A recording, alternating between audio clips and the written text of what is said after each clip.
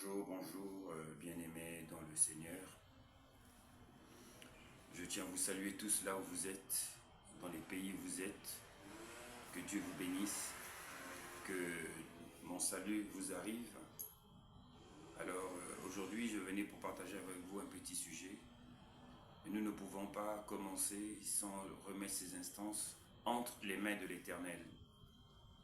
C'est pourquoi je vais élever ma voix pour prier et remettre ces moments entre les mains de l'Éternel. Dieu puissant, Père céleste, d'amour et de gloire, je te remets ces moments entre tes mains. Que toi seul tu prennes la direction de toutes choses et que toi seul, Père éternel, tu m'utilises encore comme un simple canal pour édifier ton peuple ou enseigner ton peuple encore, Seigneur. Parle-nous, édifie-nous, enseigne-nous au nom de Jésus. Merci, Seigneur. Amen. Alors, bien-aimés dans le Seigneur, je venais vous parler aujourd'hui concernant le temps. Ecclésiaste nous dit dans le livre de Ecclésiaste chapitre 3 au verset 1 jusqu'à 4, pour s'arrêter là, on nous dit que chaque chose a son temps. Et il y a un temps pour toute chose sur terre.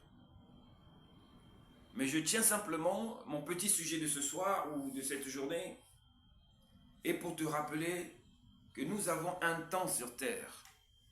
Certains de 30 ans, certains de 40, 50, certains de 50, 60, 80 et j'en passe.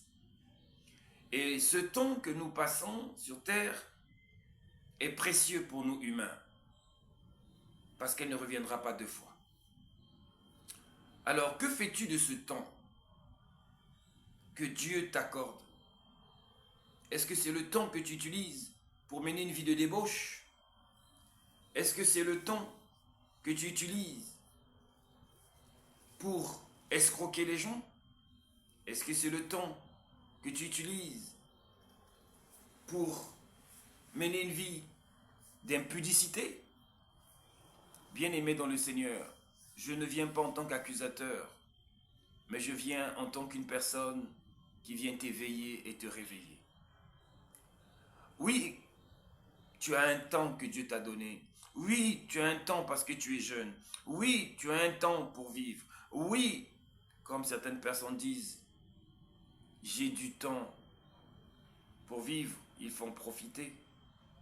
Oui, en profitez-en. Mais sache-le que le royaume des cieux arrive. Sache-le que les derniers jours arrivent. Sache-le que la nouvelle Jérusalem arrive. Et pour cela, nous serons jugés par rapport à nos œuvres, par rapport à nos caractères, par rapport à nos comportements. Oui, chaque chose a son temps. Comme ce que tu es en train de vivre, les difficultés, les problèmes, les situations, les divorces peut-être, les maladies peut-être, tu es en train de vivre. Je tiens à te préciser qu'il y a un temps aussi pour ça. Ça passera, bien-aimé dans le Seigneur. Notre Dieu est un Dieu puissant. Il agit et il se manifeste.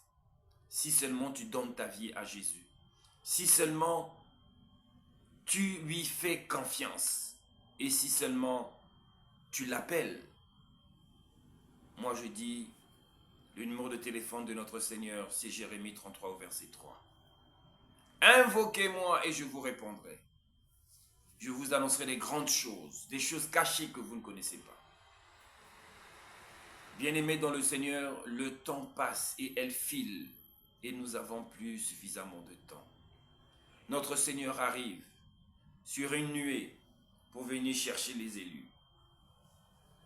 Que fais-tu de ton temps, bien-aimé? Cherche à changer de situation de ta vie, à changer ta façon de marcher, à changer ta façon de raisonner, à changer ta façon d'agir. Tu prends plaisir lorsque tu fais mal aux autres. Tu prends plaisir lorsque tu fais souffrir les autres. Tu prends plaisir lorsque tu fais de la médisance envers les autres. Tu prends plaisir quand tu fais quereller les autres. Prends plaisir quand tu dénigres les autres. Mais chaque chose a son temps. Chaque chose a son temps. Il y a un temps pour toute chose sur terre. Et je t'appelle et je t'interpelle. Donne ta vie au Seigneur. Change ta manière de réfléchir. Change ta manière de te comporter. Et je sais que si tu suis déjà cette vidéo, c'est que tu es déjà chrétien. Si tu suis déjà cette vidéo, c'est que tu connais déjà Jésus-Christ. C'est que tu vas déjà à l'église. C'est pourquoi ça t'a intéressé. Oui.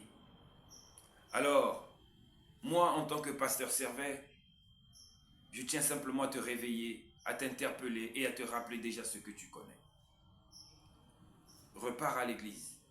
Change ton comportement. Change ta situation. Change ta manière de vivre. Et notre Seigneur te bénira. Et notre Dieu te bénira. Et le Dieu dont tu crois et tu as foi te bénira et ouvrira les écluses pour toi. Change ta manière de réfléchir, ta manière d'agir et de réagir. Change-le, bien-aimé dans le Seigneur. Ça vient aussi de ta décision. Non seulement que tu as besoin d'aide, mais ça vient aussi de ta décision.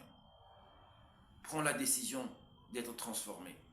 Prends la décision d'être changé. Alors, pour cela, il te suffit de prier. Il te suffit de méditer la parole de Dieu, qui est la Bible. Il te suffit d'aller à l'église. Il te suffit, bien-aimé dans le Seigneur, de me laisser un message au commentaire et ton numéro de téléphone, je te l'appellerai. Et à ce moment, je pourrai t'aider à continuer dans l'œuvre de Dieu. Que Dieu te bénisse là où tu es. Que Dieu te bénisse. Père Céleste, je te remets ce bien-aimé frère et sœur qui me suit. Remplis-le de ta présence, de ta sagesse et de ton intelligence.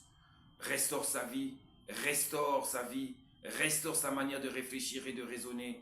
Ô Père, qu'il donne sa vie à toi encore, Père éternel, et renouvelle sa vie de prière. Au nom de Jésus que j'ai ainsi prié. Amen. Sois richement béni, bien-aimé dans le Seigneur. Et toi, tu es béni parce que tu as suivi cette vidéo. Sois richement béni au nom de Jésus. Je te dis bonne soirée et au revoir.